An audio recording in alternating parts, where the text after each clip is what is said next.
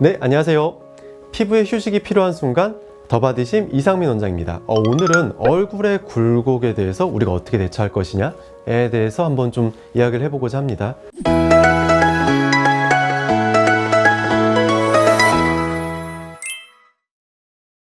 많은 분들이 저는 얼굴이 좀 땅콩형이 되는 것 같아요, 고민되고, 그리고 얼굴이 좀 윤곽이 좀 매끈했으면 좋겠어요, 이런 고민들.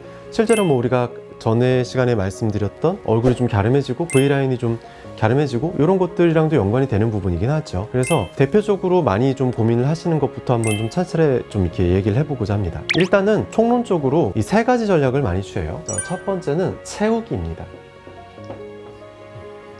이 채우기 전략은 우리가 앞선 시간에 설명을 드렸지만 저희가 태어날 때 엄마한테 갖고 태어난 지방들이 시간이 지나면서 점점 써먹는 지방들이 있거든요. 점점 주는 부피가 분명히 존재해요. 대표적으로 측볼, 팔자 앞광대, 눈밑, 이마 이런 부분들이 점점 우리가 써먹는 지방으로 유명하죠.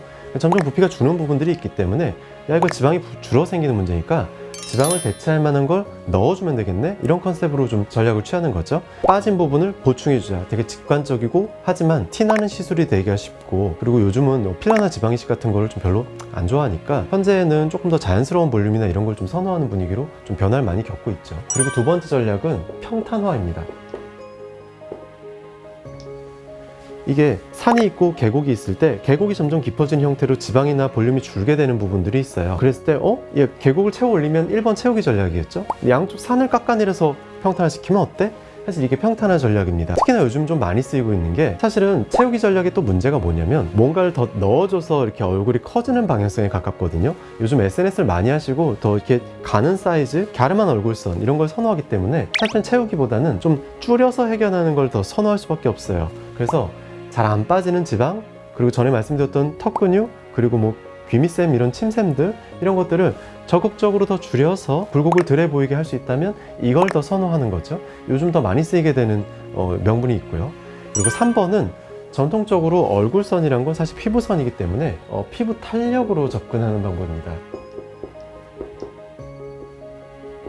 안쪽의 부피가 변하거나 굴곡이 도드라져 보이더라도 겉에 최종 아웃라인의 피부를 팽팽하게 하고 더 튼튼하게 탄탄하게 해주면 굴곡이 덜해 보이는 걸 이용하자는 거죠. 그래서 요즘 현 시대에 가장 주가 되는 접근 방법, 리프팅이 가장 선호되는 시대이기 때문에 이 3번 피부 탄력적으로 많이 접근을 하게 돼요. 그래서 일단 요 세 가지 전략을 좀 이야기를 할 수 있는데, 요즘은 한 가지 방법으로만 접근하는 게 아니고 두 가지 또는 세 가지 전략을 함께 이용하는 컴비네이션 요법으로 많이 접근을 하게 됩니다. 이런 세 가지 전략을 복합적으로 이용한다, 이걸 우리가 좀 알게 되면 그래서 리프팅을 할 때 스킨 부스터나 이런 것들을 같이 이용하는구나, 내가 근육이나 이런 보톡스를 좀 꺼려하긴 하지만 주사를 같이 권하는 게 얼굴 작아지고 굴곡이 덜해 보이는데 도움이 되는구나, 그래서 리프팅을 할 때 같이 시키는구나 라는 거를 많이 이해하기가 좀 쉬워지는 이런 걸로 이해하시면 돼요.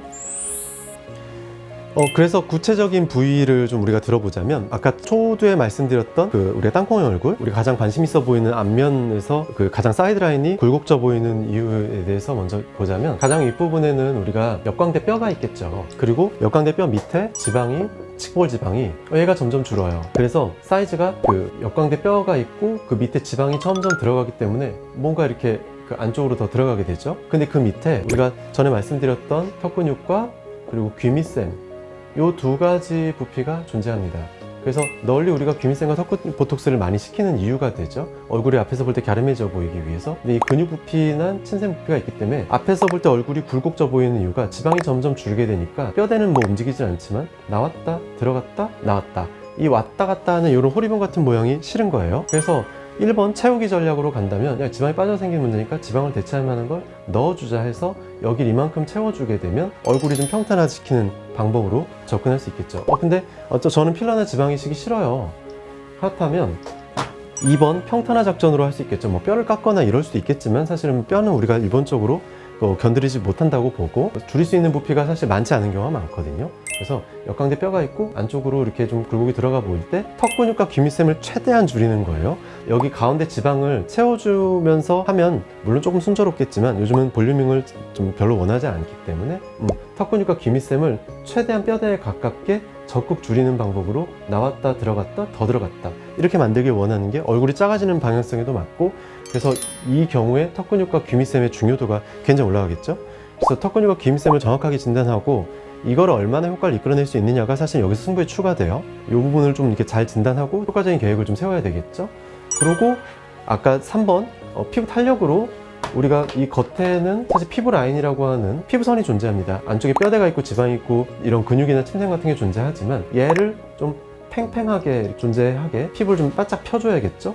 그래야 이게 안쪽에 굴곡이 만약에 있다 하더라도 이걸 좀 덜해 보이게 하기 위해서 겉에 리프팅을 더 적극적으로 권하는데, 여기서 권하는 리프팅이 오히려 척골지방을 더 줄여버리게 되는 리프팅이면 안 되겠죠. 그래서 이게 조금 딜레마가 있을 수 있지만, 탄력을 강하게 줄 수 있지만 살이 빠지는 건 안 돼. 리프팅을 때려가지고 오히려 살이 빠지면 안 되니까, 그래서 이런 경우에 고주파 리프팅을 조금 더 선호하게 되는 이유가 됩니다. 지방 감소를 더 일으키면 얼굴이 더 굴곡져 보일 수 있으니까 탄력을 좀 가미해서 겉면을 좀 팽팽하게 굴곡이 덜해 보이게 하고 싶은데 이게 지방이 더 빠지게 하지 않는 리프팅을 좀 찾아야겠죠. 보통 그런 목적으로 고주파 리프팅인 뭐 서마지나 튠페이스 이런 것들을 좀 많이 이야기를 하죠. 근데 아까 말씀드린 대로 우리가 콤비네이션 요법을 쓰기 때문에 요즘은 뭐 탄력으로만 접근할 것도 아니요, 뭐 줄이는 방향으로 채우는 방향 단 한 가지만을 쓰지는 않습니다. 이 세 가지 컨셉을 복합적으로 이용해서 효과를 좀 높이는데, 기본 컨셉에 대한 이해는 어떤 식으로 좀 진행이 된다, 요거를 좀 알고 계시면 나한테 지금 어떤 게 도움이 되겠구나, 어떻게 내가 효과적으로 좀 이용했구나, 이렇게 좀 이해하기가 좀 편합니다. 그리고 다시 좀 구체적인 사안에 대해서 좀 다시 좀 짚어보자면, 요즘 좀 사실 주목을 다시 받아야 되는 부분이 사실 턱 근육하고 기미셈의 보톡스 처치 방법이에요. 아까 말씀드린 대로 우리가 채우기보다 그 줄이는 방향, 얼굴 작아지는 방향을 좀 더 선호하는 경향성이 있기 때문에 턱 근육과 기미셈의 중요도나 얘의 역할이 되게 중요해진다고 말씀드렸죠. 시장에서 굉장히 기본기로 속하는 안전하고 많이 하는 보편화된 시술이라고 돼요. 그래서 턱 근육 보톡스가 특히나 뭐 규미셈이랑 같이 얘네들이 좀 널리 알려진 시술이 좀 돼가고 있는데, 이걸 왜 다시 말씀드리는 이유가, 중요도는 올라갔는데 턱 근육 보톡스는 저는 효과를 크게 못 본 것 같아요, 이렇게 좀 말하시는 분들이 좀 많아요. 어디까지 정확하게 줄일 것이냐, 얼마나 더 효과적으로 이걸 줄일 것이냐, 어느 포인트에 뭐 주사를 맞출 것이냐, 이런 것들도 중요하지만 생각보다 저보고 답변을 하라 그러면 보톡스 양이 좀 모자란 경우가 좀 많아요.